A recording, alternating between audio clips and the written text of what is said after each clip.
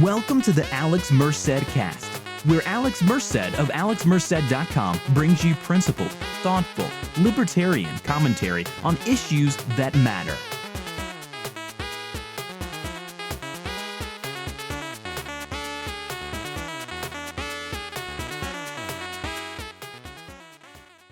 Thank you for listening to this content by Alex Merced. If you would like to support the efforts of Alex Merced, head over to donate.alexmerced.com.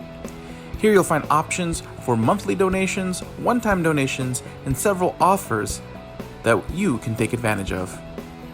Your support helps Alex Merced to be able to dedicate the time, effort, and resources to create quality content like this and even more, and to continue to expand his efforts. Hey everybody, this is Alex Merced from alexmerced.com, and today what I want to talk about is the minimum wage. The reason being is I was listening to this wonderful conversation on the Robert Murphy show, and the conversation was just kind of challenging a lot of sort of Austrian economics a priori ideas. Now, if you don't know what that is, a priori means something that you can kind of understand, think about it. So like facts that can be sort of logically derived. So the idea is that, for example, that the human action axiom is supposed to be sort of an a priori thing. So the idea is that there's no certain things you can't really test, but you just kind of know are true. So so basically that all human action is purposeful. The fact that, you know, if I'm doing something, by the fact that I am doing it, I must be doing it with some sort of purpose. It's like I don't buy something because I just did magically. There was always some sort of intention behind it. And it's something that, you know, we can't read each other's brains to sit there and know that in an absolute fashion, but we can think of it and kind of know it as a fact. And that's sort of the idea. So a lot of sort of in certain branches of Austrian economic theory, the idea is to try to build economic fact through a priorism, meaning just trying to logically deduce economic truth. So they were having a conversation where basically the conversation wasn't that all a priorism is wrong, in the sense that you can't logically deduce certain facts that otherwise would not be discoverable, but that sometimes this method may be taken too far and try to create facts that aren't facts. And the example they kept using was the minimum wage causes unemployment, which I agree with. Like, if you can easily imagine a world where minimum wage doesn't necessarily cause more unemployment, that wouldn't necessarily be an a priori fact. You can kind of think through several scenarios, actually fairly easily, where it may not reduce unemployment. Okay, but you can say something like, increasing the minimum wage will create a change in how the economy, it creates a cost, and that cost must come from somewhere. So that just made me kind of want to talk about where that cost would come from, and just sort of the mechanics of minimum wage as a policy lever. Because oftentimes, people exaggerate the claims on both sides. They exaggerate how the good and the bad of this particular policy. And the minimum wage is really just a price control, which just basically says, okay, well, the cheapest you can pay for labor is this. And there's a lot of things you have to take into consideration. One, most jobs are already above the minimum wage. So in that case, the majority of people are unaffected. Okay, policies of places that are not exactly where you're at, the policies of towns and counties and states next to you will affect outcomes in your area. So oftentimes it's even hard to measure what happens in that local area. So what you can see in a lot of the minimum wage literature, as I understand it, is that most people who work at minimum wage level jobs tend to be in sort of the food sector, okay, because food is generally sold at a very low margin. So whether it's like mostly like restaurants. So when you raise the minimum wage, you're going to affect that industry the most. So while a lot of other types of industries will not see a big change, because they're probably, the staff that they do have are slightly higher skilled, so slightly can demand higher than the minimum wage, they may not be affected. Those restaurants will be disproportionately affected. Okay, and yes, those people who do have those jobs that were formerly at a lower minimum wage, they benefit. They're getting paid more, and they're going to be happier. But it doesn't necessarily mean the restaurant can just absorb all that with no problem. Does that mean they're going to hire less people? Not necessarily. There are different ways you can deal with costs as a business. One is by raising prices. Problem is, if you raise prices, you might price it beyond what your target market can support. So this is why you've seen a lot of sort of middle, especially here in New York City where I live, you've seen a lot of sort of middle of the road restaurants kind of disappear because of the minimum wage, the cost of labor for that middle tier restaurant, the math doesn't make sense. Now, if you're a cheaper restaurant, you can make do without waiters and a lot of those costs. You can just basically turn your restaurant to a table service restaurant where you walk up, order your food, and sit down. So those restaurants still exist. And at the higher end, okay, you can raise the prices and people will be willing to pay more because it's higher end. So they're already fine with paying a higher price. It's that sort of middle tier where they're paying a little bit more than the low end for a little bit better experience, but they can't necessarily as easily absorb a price increase as the higher end. That really kind of takes a hit, the middle, okay? So you see that. You start seeing a shift in sort of the kind of restaurants that open. Okay. Also, another way they could hire less people. So one way a restaurant could deal with it is they do hire less people. The problem is, while the people who stick around get paid a little bit more, then they're expected to do more because, hey, I got less people. So I need that one person who's still around to do the job that I used to have two people doing. So where for maybe at, let's say, a $10 minimum wage, I could have hired two people. That would have been $20 an hour. Hiring one person at $15 an hour. Now I'm spending less. So basically now I can only hire one person at $15 an hour. And yes, so I'm saving $5 in a sense, but I'm asking that one person to do double the work. And that creates a lot of stress. And sometimes people find themselves a little bit more stressed out at work because they're expected to do a lot more. There's a lot of leniency as far as breaks and stuff like that because they got to get their money worth. They got to get their money's worth. Also, you have the effect where people, and this can show up in two different ways. People will sit there and you see somebody say that minimum wage actually increases productivity. So you increase the minimum wage, you'll see the productivity of the workers actually increase, which this can make sense. This can happen in one of two different ways. Since the person is paid more, they're motivated to work harder or they're pushed to work harder. So you're going to see their level of productivity increase. Or two, what happens is that since I have to pay more, I might as well hire people with better resumes who can work for $15 an hour. So that person I used to hire at $10 an hour, I'm just not going to hire them anymore. So I end up hiring, someone a little bit better, who's a little bit more productive. So yeah, you can see how that could increase productivity, but that doesn't necessarily mean that former $10 an hour worker is either employed or too happy because they might be getting pushed so hard at work. So it's a mixed bag. So again, that worker who does get the $15 minimum wage, so there might be that worker who is at the restaurant, who is sort of a good worker and can stick around and do the extra work, and they're happier because they're going to get paid the higher wage. So they're better off.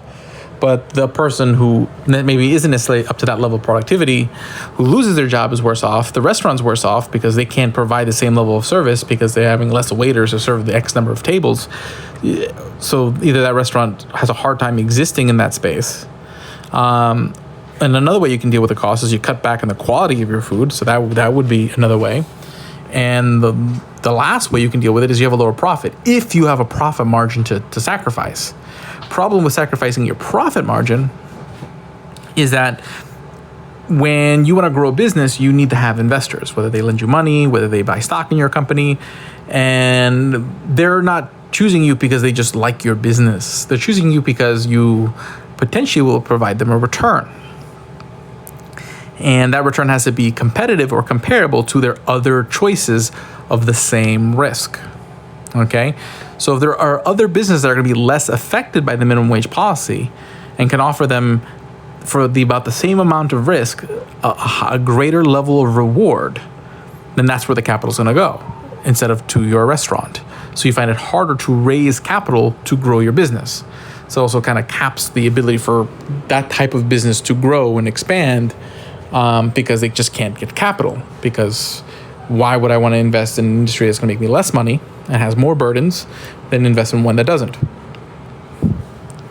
So basic point I'm saying is that the cost of a policy that imposes cost on a business, whether it's a new regulation on how, basically saying they have to file this paperwork, or they're going to get this inspection, or they got to do X, Y, and Z, whether it's a minimum wage, whether it's a tax or a fine or a fee, all these costs come from somewhere. They're not just free. But they're not necessarily going to come at the cost of more or less employment. That can happen. It just depends on a lot of other factors. It depends on the particular business, the particular restaurant, the particular customer that they cater to. So whether they can deal with the change in price, whether the customer is willing to tolerate a lower quality of food, so that way they can cut costs on the ingredients or on the portion size. Can they survive with less labor? How much is their future capital needs going to be to deal with a lower profit margin? Their ability to expand top line growth revenue. That's another way you can deal with the cost, by trying to expand your sales. But most businesses always want to expand their sales. It's not just something that you can just do because you want to. It's difficult. So these are all ways they would deal with that. So when you sit there, you know that these things are going to happen if you increase the minimum wage or increase taxes. You just don't know how it's going to play out. So then people will take a look at an economic study that measures it and wonder and say, oh, okay, well, this happened in this town or this county, so that's what we should expect in other towns and counties. And that's oftentimes a bad way to think about it, because there's so many different variables at play. So this is sort of the skepticism of empiricism that people who are a priorists have. So while there's good reason to be skepticism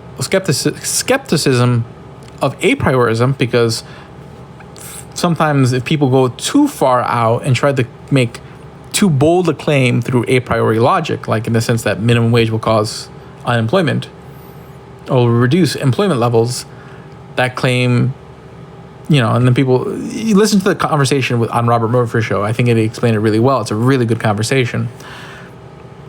But you can imagine situations where maybe the employment level stays the same or still improves, but the cost to the economy comes somewhere else, and sort of less future investment in restaurants, or because of the lower profit margins, or comes in a lower quality food, or less of a certain type of restaurant, these kind of things. So basically the point I'm saying is that cost and benefit become a lot more complicated. Oftentimes, I do think that in general, by and large, and this is not something that can be measured empirically or a priority, it's just something you just kind of have, it's just,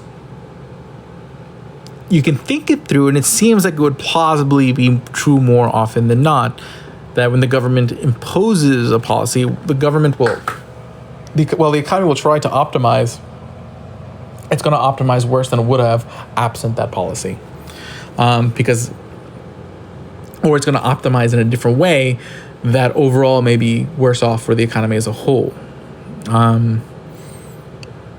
And again, that's at the end of the day really a judgment call. But I generally do feel like that's more than likely the case when you think of a lot of other variables like institutional governance and trade-offs and all these different things. And other things to keep in mind when it comes to minimum wage is that effects of the minimum wage don't just affect where the minimum wage is happening. So, for example, you increase labor costs, that increases the return of things that would replace labor, like automation and whatnot.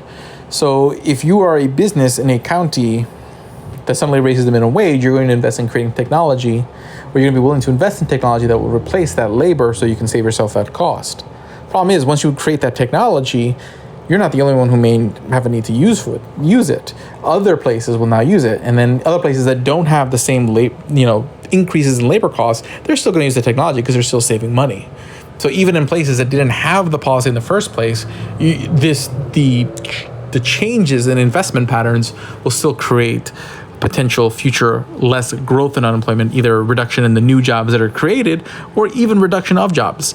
Because again, if someone innovates to deal with a policy in one area, that innovation can still reduce the cost of people in areas without those hurdles. So it has impacts on everybody, which makes it even harder to kind of isolate the extent of these sort of impacts.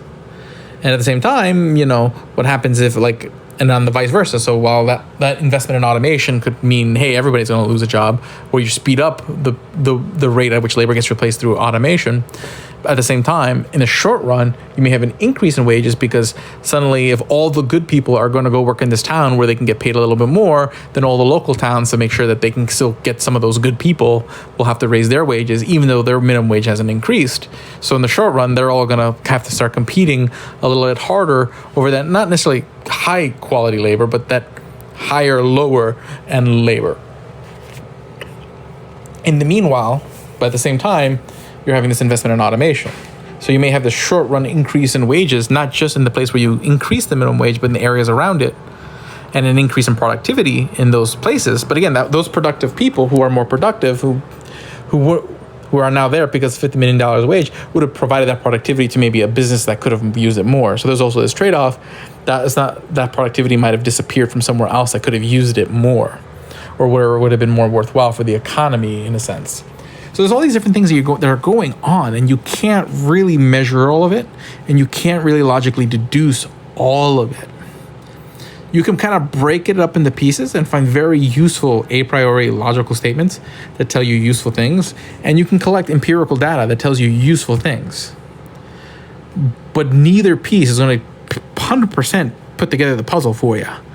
Okay, to some extent, you have to think through things and think through from different angles, through different methodologies and whatnot, to get to truth, to get to at least or an appreciation of cost and benefit.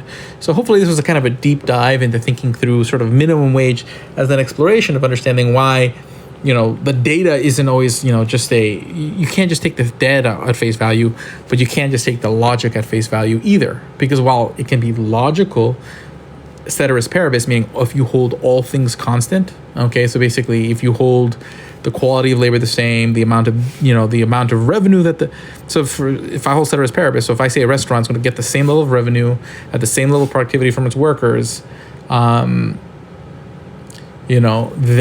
if you increase its costs, okay, and it's basically everything else is going to have to stay the same, then it has to reduce its labor. But real world, not everything's always the same. So to appreciate what's going on in real world, you have to kind of think through some of the other things. But again, even data doesn't necessarily capture every variable. So both empiricism and a priorism can be very useful in helping understand economic phenomena better, but neither of them is sufficient to 100% understand economic phenomena. At least that's what I felt I got out of that conversation on the Robert Murphy show. And I think that was very useful, very fascinating, and definitely got my brain thinking. So my name's Alex Merced. I'll see you guys later on. Have a great day and enjoy. This show is sponsored by Bluehost, Amazon's Audible, and NordVPN. To take advantage of their offers and products, check out libertarianbuyer.com, where you'll find those and many more sponsors of this content. Make sure to check out Libertarian Buyer. Thank you for listening to the Alex Merced Cast. Learn more at alexmerced.com, libertarian101.com, and libertarianwingmedia.com. Follow Alex Merced on Twitter, Instagram, and Facebook.